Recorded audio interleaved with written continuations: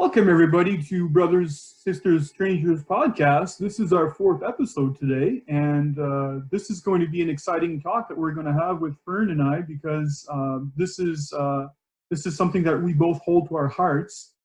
So, for starters, I'm Ali John Chaudhary, psychotherapist. And I'm Fern Chapman, the author of the upcoming book, Brothers, Sisters, Strangers, Sibling Estrangement, and the Road to Reconciliation. Wonderful to have you here, Fern. Thank you so much. Thank you. So we've obviously got a lot of subjects on our plates to talk about here, and I think that we were talking about self-esteem. I think the last time you and I, and we wanted to expand a little bit more on that. So how about if you start us off with regards to how it was in your home? If you have any experiences you'd like to share. Well, there was a lot of anger and neglect in my home, and I don't think I fully understood it until I got older. And the reason is that when you're a child, you have no point of reference.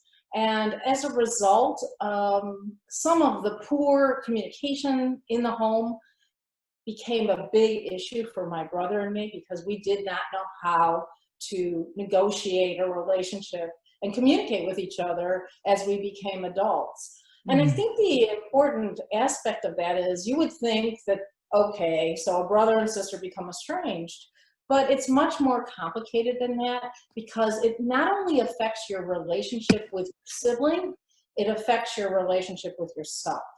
And what do I mean by that? I mean that somebody who is estranged from a sibling often suffers with low self-esteem. And the feeling is that if my own brother wants nothing to do with me, what does that say about me? That's a really good point that you're bringing, Fern. I think I agree with you. I think that we shape ourselves based on our experiences, and our first experiences are always within our family, I find. And that's something that people often come into therapy for, these family scars that they have. And absolutely, I think that estrangement is certainly something that can hinder self-esteem if people are brought down or if they haven't had quite enough emotional affection. And as I've read recently, there's something called emotional deprivation within the schema therapy approach, and it talks about that. It actually talks about the importance in having normal emotional support, and when that's not being met by somebody else, like a parental figure or a sibling, as a matter of fact, then there can be the sense of deprivation with regards to nurturance, deprivation with regards to empathy, or deprivation with regards to the sense of protection. And I think that all of that combined can play on self-esteem when you think about it. Well, and it echoes, not just in the family, not just in the sibling relationship, but then it's replicated in a marriage. Or in my case, I did this survey of all of these people who were estranged, and many of them talked about how they don't risk friendships because they're too afraid that they're going to be discovered as unlovable or untrustworthy. It's the same issue over and over again, that if you can't form a relationship with your own brother, are you a good material for a friend? So you can see that this stuff plays out.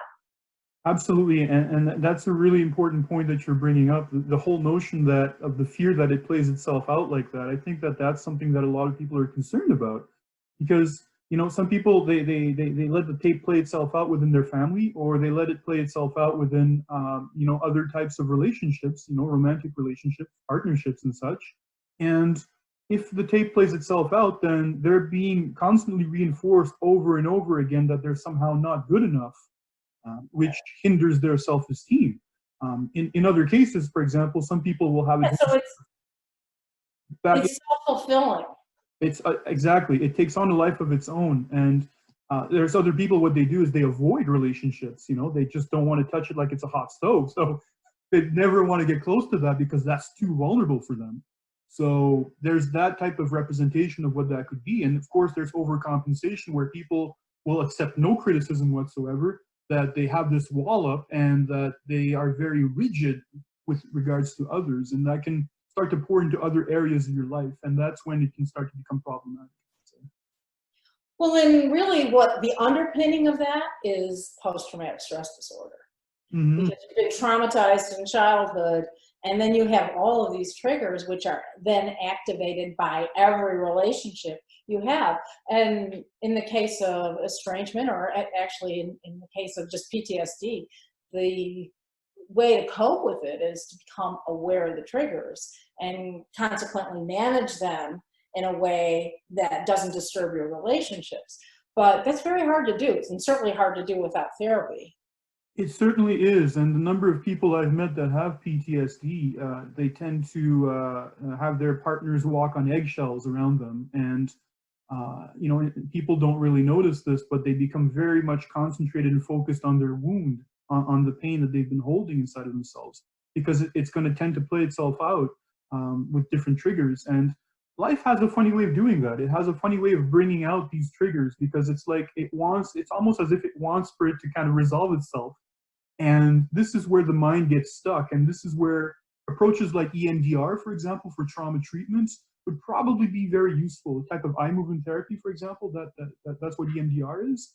And it actually helps a lot to neutralize a negative belief that a person may have about themselves, and actually reduce that to the point where they're actually working on raising their self-esteem simultaneously.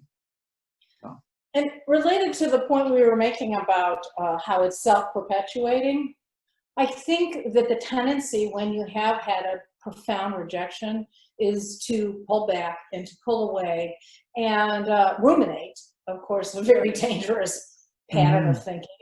But then I think you don't seek out others because you are afraid that they won't understand. So I heard from a lot of the survey respondents who said, I don't talk about this. Nobody understands. They can't believe that my family, my brother and I don't talk to each other. And this produces isolation.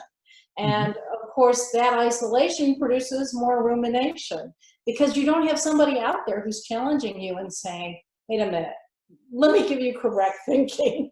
So exactly. it's really very a dangerous path, because you become increasingly isolated and you believe your own thinking rather than having somebody challenge.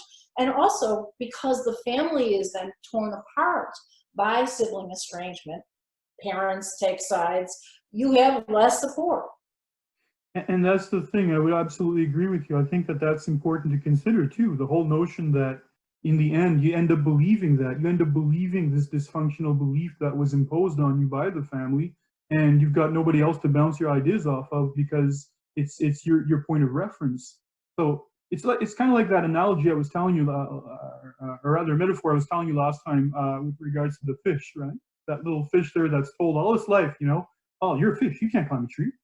So that fish ends up thinking, well, if I can't climb a tree, I must be stupid. There must be something wrong with me or something, you know? So that fish internalizes that message all its life until it realizes that all of a sudden, you know, it doesn't need to climb a tree, that its strengths lie elsewhere, that it can breathe underwater, that it can be fluid and swim as it wishes. And that's when it empowers itself. That's when it realizes where its strengths and its beauty of enjoying life just the way it is perfectly okay. Yeah, he becomes an authentic fish. Yes. Yeah, exactly. So I think that's such a great image to have for us, you know, as we think about this and as we empower ourselves in these talks, you and I.